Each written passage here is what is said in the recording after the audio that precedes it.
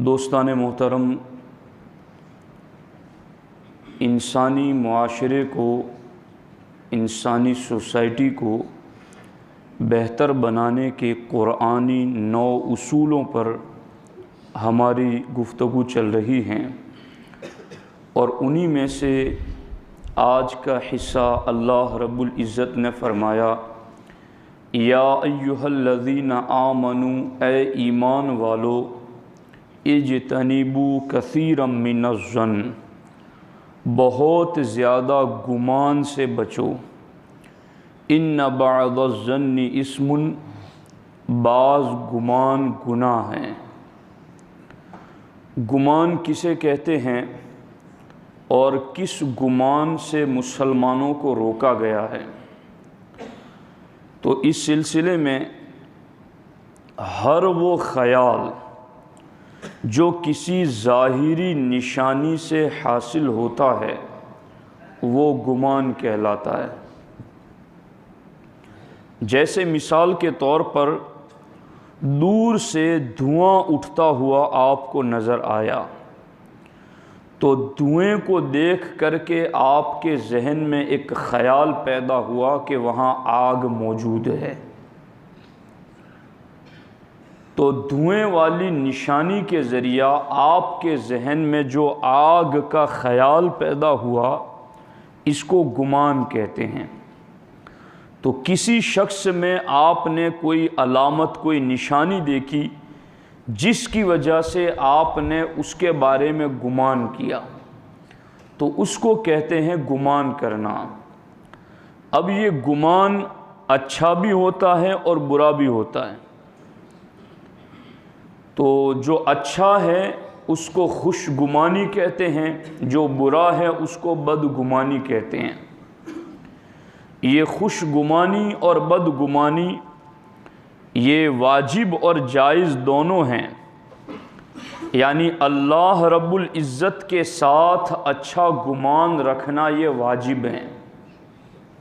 کہ بندہ اللہ رب العزت کے بارے میں اچھا گمان کریں۔ اسی طرح سے مومن صالح کے ساتھ، یعنی پرہیزگار ایمان والے شخص کے ساتھ نیک گمان رکھنا یہ مستحب ہے۔ اللہ رب العزت کے ساتھ اچھا گمان رکھنا واجب ہے، اور نیک مومن کے ساتھ نیک گمان رکھنا مستحب ہے۔ اسی طریقے سے بد گمانی کی بھی 2 قسمیں ہیں، جائز بھی اور ممنوع بھی۔ جائز کون سی قسم ہے؟ فاسق معلن، یعنی اعلانیہ گناہ کرنے والے کے ساتھ ایسا گمان کرنا جیسے کام وہ کر رہا ہے، وہ جائز ہے، اس کے بارے میں آپ نے وہ گمان کیا۔ تو ایک شراب پینے والا ہے اور شراب کی بٹی کی طرف جا رہا ہے، تو آپ نے یہ گمان کیا کہ یہ شراب پینے ہی جا رہا ہے، تو یہ آپ کا گمان گناہ نہیں ہے۔ اگر کوئی اعلانیہ گناہ کرنے کا عادی ہے اور اس گناہ کی طرف جا رہا ہے، اور آپ کے ذہن میں اس کے حوالے سے یہ گمان آیا کہ یہ گناہ ہی کی طرف جا رہا ہے، تو فاسق معلن کے ساتھ، یعنی اعلانیہ گناہ کرنے والے کے ساتھ ایسا گمان کرنا جیسے کام وہ کر رہا ہے، تو یہ جائز ہے، یہ بدگمانی حرام نہیں ہے۔ اور اسی کے ساتھ ساتھ اگر کوئی شخص نیک ہو تو اس کے بارے میں بدگمانی جائز نہیں ہے، اور جو اعلانیہ گناہ کبیرہ کا مرتکب ہو اور فسق میں مشہور ہو تو اس کے بارے میں بدگمانی جائز ہے۔ تو اب یہاں جو ہماری توجہ کا مرکز ہیں وہ 2 چیزیں ہیں۔ پہلی چیز تو یہ ہے کہ یہ جو فاسق معلن ہے، اعلانیہ گناہ کر رہا ہے،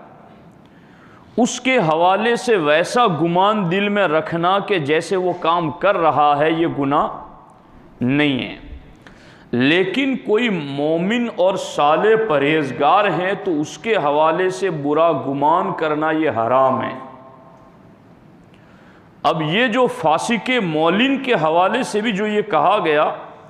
کہ اس کے حوالے سے ویسا گمان رکھنا جیسے وہ کام کرتا ہے، یہ جائز ہے، اس کا مطلب بھی یہ نہیں ہے کہ اب آپ اس کے بارے میں جو گمان رکھتے ہیں اب وہ اس کے عیبوں کو بھی آپ بیان کریں،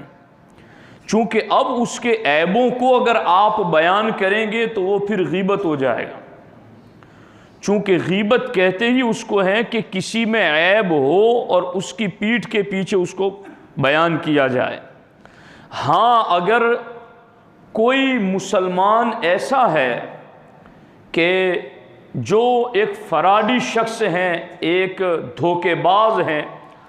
اس کے ساتھ کوئی اچھا آدمی کاروباری پارٹنرشپ کرنے والا ہے، اب آپ یہ کہیں کہ میں اس کے عیبوں کو بتاؤں گا تو میں گنہگار ہو جاؤں گا، تو ایسے موقع پر آپ کو شریعت کی طرف سے حکم ہے کہ اس دوسرے مسلمان کا مال بچانے کے لیے اس کے عیب جو کہ وہ کھلے عام گناہ کر رہا سب کو پتہ ہے، وہ آپ اس کو بتا دیں تاکہ ایک مسلمان کا مال محفوظ ہو جائے۔ تو وہ اس وقت آپ ایک مسلمان کی جان اور مال اور عزت کی حفاظت کے لیے اس فاسق کے عیوب، اس کے عیب اگر آپ کسی اور کے سامنے بیان کریں گے، اس لیے بیان کریں گے کہ اس کی شرارت اور اس کے فتنے سے اس کو بچایا جائے، تو آپ کے لیے اس کی اجازت ہے، ورنہ اس کے علاوہ کسی اور صورت میں کہ بس آپ اس کی انسلٹ کرنا چاہتے ہیں تو اس کی آپ کو اجازت نہیں ہے۔ اب یہاں دوسری چیز جو ہے کہ مومن صالح ہیں، پرہیزگار ہیں، اس کے حوالے سے بدگمانی کرنا، مثال کے طور پر آپ نے کسی شخص کو کھانے کی دعوت دی تھی اپنے یہاں شادی میں، ولیمہ میں، اب وہ بھائی آ نہ سکا آپ کے یہاں، بعد میں ملاقات ہوئی تو اس نے کہا یار مجھے ایک کام نکل گیا اس لیے میں تمہارے یہاں نہیں آ سکا، تو اب یہ دعوت دینے والا یہ سمجھ رہا ہے کہ وہ جھوٹ بول رہا ہے، تو یہ بدگمانی ہوئی۔ وہ جو سامنے والا بندہ مسلمان ہے، پرہیزگار ہیں، جھوٹ نہیں بولتا ہے، اگر وہ آپ کو یہ کہہ رہا ہے کہ میری کوئی مجبوری تھی جس کی وجہ سے میں نہیں آ سکا، تو اب آپ کو اس کے بارے میں یہ سمجھنا کہ وہ جھوٹ بول رہا ہے یا اس کو کوئی کام نہیں ہوگا ایسے ہی نہیں آیا میرے یہاں، تو یہ اس قسم کی بدگمانی پرہیزگار مومن کے حوالے سے جائز نہیں ہے۔ اس سلسلے میں دو باتیں خاص طور پر یاد رکھنے کے لائق ہیں اور اس کو آپ نہایت توجہ کے ساتھ سماعت کریں۔ پہلی بات تو یہ ہے کہ جو ایمان والے ہیں انہیں اللہ نے تہمت کی جگہ سے بھی بچنے کا حکم دیا ہے، یعنی تم کوئی ایسا کام نہ کرو جس کی وجہ سے کسی کے ذہن میں بدگمانی پیدا ہو۔ تو پہلے تو ایمان والوں کو ایسے کاموں سے روکا گیا، جیسا کہ ہمارے نبی حضور سید المرسلین صلی اللہ تعالی علیہ وسلم نے فرمایا کہ جب 3 آدمی موجود ہو تو تیسرے کو چھوڑ کر 2 لوگ کانوں کان باتیں نہ کریں، تاکہ اس تیسرے کو یہ گمان نہ گزرے کہ یہ میرے حوالے سے بات کر رہے ہیں۔ اسی طرح سے ہمارے نبی علیہ السلام نے فرمایا کہ اپنے بھائی کی زبان سے نکلنے والے کلمات کے بارے میں بدگمانی مت کرو جب تک کہ ان کلمات کو بھلائی کی طرف آپ پھیر سکتے ہو۔ یعنی آپ کا بھائی ایمان والا ہے، آپ سے کوئی بات کر رہا ہے، اب بات کے کئی مطلب نکل سکتے تھے، تو اللہ کے رسول علیہ السلام نے فرمایا کہ تمہیں ایسے مقام پر غلط مطلب نکالنے کی اجازت نہیں ہے، تم ایمان والے صالح مومن بھائی کی بات کا اچھا مطلب ہی نکالنے کی کوشش کرو تاکہ تم اپنے آپ کو بدگمانی سے بچا سکو۔ اور تیسری چیز یہ کہ ہمارے نبی علیہ السلام نے فرمایا اتقوا من مواضع التہم، کہ تہمت کی جگہ سے اپنے آپ کو بچاؤ۔ تو اصل میں سب سے پہلا انہیں پابند کیا گیا کہ 3 بندے ہوں تو 2 الگ ہو کر کانوں میں بات نہ کرے تاکہ تیسرے کو بدگمانی پیدا ہو۔ اپنا مومن بھائی اگر کوئی بات آپ کو کہہ رہا ہے تو اس کو اچھے معنی کی طرف ہی لے جاؤ تاکہ بدگمانی تمہارے دل میں پیدا نہ ہو، اور تم اپنے آپ کو تہمت کی جگہوں پر لے جانے سے بچاؤ تاکہ کسی مومن میں تمہارے حوالے سے بدگمانی ہی پیدا نہ ہو۔ تو پہلا تو انہیں پابند کیا گیا، ایمان والوں کو۔ اب آگے آپ دیکھیں، اسی لیے سرکار اعلیٰ حضرت امام اہل سنت امام احمد رضا خان محدث بریلوی علیہ الرحمہ فتح رضویہ شریف میں لکھتے ہیں کہ مسلمان پر بدگمانی خود حرام ہے جب تک ثبوت شرعی نہ ہو، یعنی جب تک شریعت کا کوئی ثبوت نہ ملے، جہاں شریعت کہتی ہو کہ ہاں اب آپ اس کے بارے میں ویسا گمان کرو، جب تک شریعت اجازت نہ دے اس وقت تک مسلمان کے ساتھ بدگمانی حرام ہے۔ اور دوسرے مقام پر اعلیٰ حضرت نے فرمایا کہ مسلمانوں پر بدگمانی حرام، اور حتی الامکان مسلمان کے قول مانے بول اور فعل مانے کام، تو حتی الامکان مسلمان کے قول اور فعل کو وجہ صحیح پر حمل واجب، یعنی مسلمان کی زبان سے جو پرہیزگار ہیں، دیندار ہیں، اس کی زبان سے کوئی کلمہ نکلا یا اس نے کوئی کام کیا تو اعلیٰ حضرت فرماتے ہیں اب اس کو صحیح معنی پر محمول کرنا یہ مسلمان پر واجب ہے، نہ یہ کہ اب وہ اس کے اس کام سے اور اس کے اس بول سے غلط مطلب نکالیں اور پھر لوگوں کو بھی بتائیں اور پھر دل میں بھی اس کے حوالے سے وہ بات جما لے۔ تو ایسا نہ ہو، بلکہ اولاً ان چیزوں کی تاکید کی گئی ہیں۔ اب حضور صدر الشریعہ کا فیصلہ بھی سنیں۔ حضور صدر الشریعہ علیہ رحمہ بار شریعت میں فتاوی امجدیہ میں لکھتے ہیں کہ بے شک مسلمان پر بدگمانی حرام ہے مگر جب کہ کسی قرینہ سے، قرینہ یعنی کسی اندازے سے، کسی قرینہ سے اس کا ایسا ہونا ثابت ہوتا ہو جیسا اس کے بارے میں گمان کیا تو اب حرام نہیں۔ مثال کے طور پر کسی کو شراب بنانے کی بٹی میں آتے جاتے دیکھ کر اسے شراب خور گمان کیا تو اس کا قصور نہیں بلکہ بٹی میں آنے جانے والے کا قصور ہے، کیونکہ اس نے موضع تہمت یعنی تہمت کی جگہ سے کیوں اپنے آپ کو بچایا نہیں۔ تو سب سے پہلی چیز تو یہ ہے کہ ہمیں خود تہمت کی جگہوں سے بچنا ہے۔ جو اڈے گناہوں کے ہیں مشہور کہ یہاں گناہ ہی ہوتا ہے، جو چیزیں ہیں ہی مشہور کہ اس میں گناہ ہی ہوتا ہے،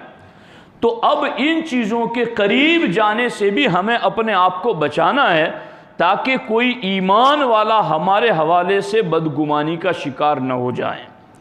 اب آپ دیکھیں، اب کوئی ایسی تہمت کی جگہوں پر بھی نہیں بیٹھا اور اس میں کوئی ایسی علامت بھی نہیں پائی گئی، پھر بھی آپ بلا وجہ مومن پرہیزگار کے حوالے سے اپنے دل میں بدگمانی پال رہے ہیں، تو ایک چیز یاد رکھو یہاں پر خاص طور پر قابل توجہ ہے کہ گمان کہتے ہیں خیال کو، چونکہ گجراتی میں میرے خیال سے گمان کا معنی تکبر بھی ہوتا ہوگا، تو یہ اردو والا بول رہا ہوں۔ گمان کا معنی ہے خیال آ جانا، تو یہ جو خیال دل میں آ جاتا ہے نا، اس پر بندہ حرام کا گنہگار نہیں ہوتا ہے، چونکہ خیال کا آ جانا یہ بندے کے بس میں نہیں ہے، وہ آ جاتا ہے، لیکن بندہ اس خیال پر گنہگار کب ہوگا؟ دو شرطوں کی وجہ سے، کہ جب وہ اس گمان کو اپنے دل میں پختہ کر لے کہ ہاں یہی ہے۔ جیسے میں نے آپ کو بتایا نا، کسی کو آپ نے دعوت دی تھی اور پھر اس بندے نے سامنے سے کہا کہ میں نہیں آ سکا، میری کچھ مجبوری تھی، تو آپ نے کہا نہیں تو جھوٹ بول رہا ہے، اور پھر اس کے جھوٹے ہونے کا آپ نے دل میں یقین کر لیا کہ یہ جھوٹ ہی بول رہا ہے، تو یہ ہو گئی بدگمانی جو حرام ہے۔ ورنہ خیال آ جائے تو خیال آ جانے پر بندہ گنہگار نہیں ہوتا، اس خیال پر دل کو جما لینا اس سے بندہ گنہگار ہوتا ہے۔ اور دوسری شرط یہ ہے، یا تو اس خیال کو دل میں جما لے یا پھر اس خیال کو زبان سے لوگوں کے سامنے بیان بھی کر دیں۔ تو اب یہ دو صورتیں ہیں کہ گمان آیا اور دل میں اس کو جما لیا، یا گمان دل میں آیا کسی کے حوالے سے برا اور اس کو زبان سے بیان کر دیا، تو اب یہ بندہ ہو گیا بدگمانی کے حرام کام کا مرتکب۔ تو پہلی چیز تو یہ ہے کہ ہمیں خود ایسی چیزوں سے اپنے آپ کو بچانا ہے کہ جہاں کسی مومن کو ہمارے حوالے سے بدگمانی پیدا ہو جائے، پہلی چیز۔ اور دوسری چیز یہ ہے کہ مومن پرہیزگار ہیں تو پھر ہمیں اس سے بدگمانی کی ضرورت نہیں ہے، اس کے کام کو ہمیں صحیح کام پر ڈھالنا ہے کہ نہیں، میرے ذہن میں جو شیطان وسوسہ ڈال رہا ہے اس کے حوالے سے نہیں، ایسا نہیں ہوگا، اس کا یہ کام ہوگا، اس کے لیے وہ یہ کر رہا ہے۔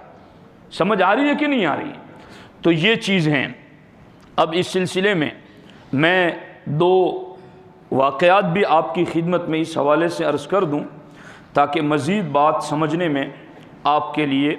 آسانی ہو جائے۔ پہلی چیز تو اس کو ہمارے بزرگوں نے کتابوں میں لکھا ہے کہ ایک شخص مسجد میں نماز ادا کرنے کے لیے گیا۔ دیکھو ہم لوگ کہاں کہاں کیسے کیسے گمان کر بیٹھتے ہیں، اس کی ہمیں پرکھ ملے گی۔ ایک شخص مسجد میں نماز ادا کرنے گیا تو وہاں اس نے دیکھا کہ ایک مالدار تاجر بیٹھا ہے،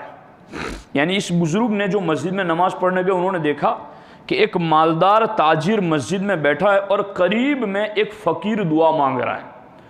اور وہ فقیر دعا میں کیا کہتا ہے، یا اللہ آج میں اس طرح کا کھانا اور اس قسم کا حلوہ کھانا چاہتا ہوں۔ اب یہ مالدار تاجر جو قریب بیٹھا تھا اس کے دل میں اس فقیر کی دعا کے حوالے سے بدگمانی آئی کہ یہ اللہ سے دعا کر کے مجھے سنانا چاہتا ہے تاکہ میں اس کو حلوہ کھلاؤں۔ اس نے کہا کہ میں تجھے ہرگز حلوہ نہیں کھلاؤں گا، اور یوں اس نے بدگمانی کی کہ یہ اللہ سے نہیں مانگ رہا، یہ مجھے سنا رہا ہے۔ اب وہ فقیر تو دعا کر کے مسجد کے کونے میں جا کے سو گیا۔ تھوڑی دیر کے بعد ایک شخص مسجد میں آیا، پورا طبق جو تھال تھا اس کے ہاتھ میں، اس کے اوپر پردہ رکھا ہوا ہے، اور وہ مسجد کے گیٹ میں داخل ہو کر ادھر ادھر دیکھتا ہے۔ پھر اس فقیر کے پاس گیا، اس کو اٹھایا اور وہ تھال اس کے قریب رکھ دیا۔ تو اس فقیر نے اس میں سے کھایا جتنا کھانا تھا، باقی اس نے تھال واپس کر دیا، اور وہ جو بندہ تھال لے کر مسجد میں آیا تھا وہ واپس جانے لگا۔ تو اب یہ تاجر وہ پردہ ہٹا کے اس تھال کو دیکھتا ہے تو اس میں وہی کھانے تھے جو اس فقیر نے دعا میں مانگے تھے۔ اب یہ اس مالدار تاجر کی تو حیرت نہ رہی کہ اب میں کیا کروں۔ اب اس نے اس آنے والے شخص کو پوچھا کہ کیا تجھے اس فقیر کا پتہ تھا کہ یہ بھوکا ہے اور وہ یہی کھانے مانگ رہا ہے، تجھے کس نے بتایا؟ کہا مجھے تو اس کا کوئی پتہ نہیں تھا، لیکن میری بیوی اور میری بچی یہ ایک لمبے ٹائم سے ان اچھے کھانوں کی تمنا رکھتے تھے، تو آج میرے پاس ایک مسکال بھر سونا آیا تو میں نے اپنے بیوی بچوں کی تمنا پوری کرنے کے لیے کھانے تیار کرائے، اور جب میری بیوی کھانا تیار کر رہی تھی تو میں تھوڑی دیر کے لیے لیٹ گیا تو خواب میں مجھے اللہ کے رسول علیہ الصلوۃ والسلام کا دیدار نصیب ہوا، اور سرکار دو عالم صلی اللہ علیہ وسلم نے مجھ سے کہا کہ یہ جو کھانے تو نے تیار کیے ہیں، آج تیرے علاقے میں اللہ کا ایک ولی آیا ہوا ہے، تو وہ مسجد میں قیام کر رہا ہے، جو کھانے تو نے اپنے بیوی بچوں کے لیے تیار کرائے ہیں ان کھانوں کی اسے بھی خواہش ہے، اس کے پاس لے جاؤ، وہ خواہش کے مطابق کھائے گا پھر واپس کر دے گا، اور جو بچے گا اللہ اس میں تیرے لیے برکت دے گا، اور میں تیرے لیے جنت کی ضمانت دیتا ہوں۔ اللہ کے رسول علیہ الصلوۃ والسلام نے جب انہیں یہ بشارت دی تھی، اب اس بندے نے وہ سب سنایا اس مالدار تاجر کو جو بدگمانی کے مرض میں مبتلا تھا۔ تو اس نے کہا کہ اچھا یہ بتاؤ کہ تم نے کھانا کتنے روپیوں میں تیار کیا تھا؟ تو اس نے کہا ایک مسکال بھر سونے میں میں نے تیار کیا تھا۔ کہا میں تجھے 10 مسکال دے رہا ہوں مگر تو ایک قیرات بھر اس اجر میں مجھے شریک کر لے۔ اس نے کہا یہ کیسے ہو سکتا ہے؟ یہاں تک کہ وہ مالدار تاجر بڑھاتا رہا یہاں تک کہ 100 مسقال سونا دینے پر اس نے کہا کہ میں تجھے 100 مسقال سونا دوں گا، تو مجھے رتی بھر اس اجر و ثواب میں شریک کر لے جس کی حضور نے تجھے بشارت دی ہے۔ تو اس غریب شخص نے کہا میں وہ ضمانت تجھے کیسے بیچ سکتا ہوں جو اللہ کے رسول علیہ السلام نے مجھے خاص طور پر عطا فرمائی ہے، اگر تیرے نصیب میں ہوتا تو پہلے تو نے ہی سنا تھا، کیوں تو نے بدگمانی کی، تو خود ہی اس سودے کو خرید لیتا۔ تو یہ تھا بدگمانی کا وہ مہلک مرض جس کی وجہ سے وہ اتنے بڑے اجر و ثواب سے محروم ہو گیا۔ اسی طرح سے ایک دوسری بھی نہایت قابل فہم اور قابل توجہ حکایت ہے، وہ علامہ عبداللہ اسعد یافعی علیہ رحمہ لکھتے ہیں کہ بغداد میں ایک سوداگر تھا، تاجر تھا، جو اولیاء کرام کی شان میں بد کلامی کیا کرتا تھا۔ تو کچھ عرصہ بعد لوگوں نے اس کو دیکھا کہ وہ اولیاء اللہ کی صحبتوں میں بیٹھا ہوا ہے، تو کسی نے پوچھا کہ تیری یہ حالت کیسے بدل گئی، تو اللہ کے ولیوں پر بڑی نکتہ چینی کرتا تھا، اب تم صالحین اور نیک لوگوں پر خوب خرچ کر رہے ہو، تو یہ تیری حالت کیسے بدلی؟ اس نے کہا ایک مرتبہ جمعہ کی نماز کے بعد میں نے حضرت سیدنا بشر حافی علیہ رحمہ کو دیکھا کہ بہت جلد مسجد سے نکل رہے ہیں، تو میں نے سوچا کہ دیکھو یہ صوفی بنے ہوئے ہیں، یہ پرہیزگار بنے، تھوڑی دیر کے لیے مسجد میں بھی رکنے کے لیے تیار نہیں۔ میں نے ان کے بارے میں یہ گمان کیا اور میں نے سب کچھ چھوڑ دیا اور اپنے دل میں کہا دیکھوں تو صحیح کہ یہ بزرگ کہلانے والا کدھر جا رہا ہے۔ ان کے پیچھے گیا تو میں نے دیکھا کہ انہوں نے بازار سے نان بائی سے نرم روٹیاں خریدی، تو اس تاجر نے کہا کہ دیکھو صوفی صاحب کو نرم روٹیاں کھا رہے۔ اس کے بعد دیکھا کہ بشر حافی کباب والے کی دکان پر گئے اور 1 درہم کباب خریدے۔ تو اب یہ دیکھ کر کے تو مجھے اور زیادہ غصہ آیا کہ دیکھو اب یہ تو کباب بھی کھا رہا ہے صوفی۔ پھر اس کے بعد وہ حلوائی کی دکان پر گئے اور 1 درہم کا فالودہ بھی خریدا۔ اب اس کو مزید تشویش ہوئی کہ یہ تو صوفی بنا ہوا ہے، لوگ اس کو خوب مان رہے ہیں، اور دیکھو اس کو تو نرم روٹیاں گوشت کھانا ہے، اس کو تو حلوہ کھانا ہے۔ اب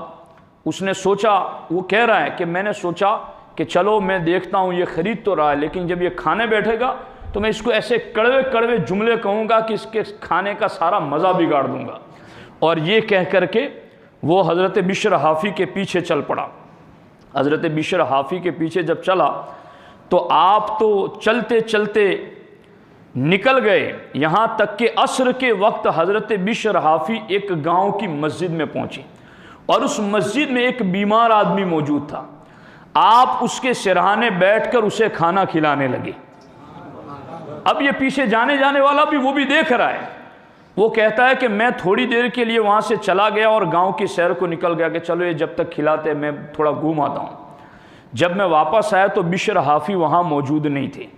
تو میں نے اس بیمار سے پوچھا کہ حضرت بشر حافی کہاں چلے گئے؟ تو اس مریض شخص نے جس کو کھانا کھلایا تھا اس نے بتایا کہ وہ تو بغداد واپس چلے گئے۔ تو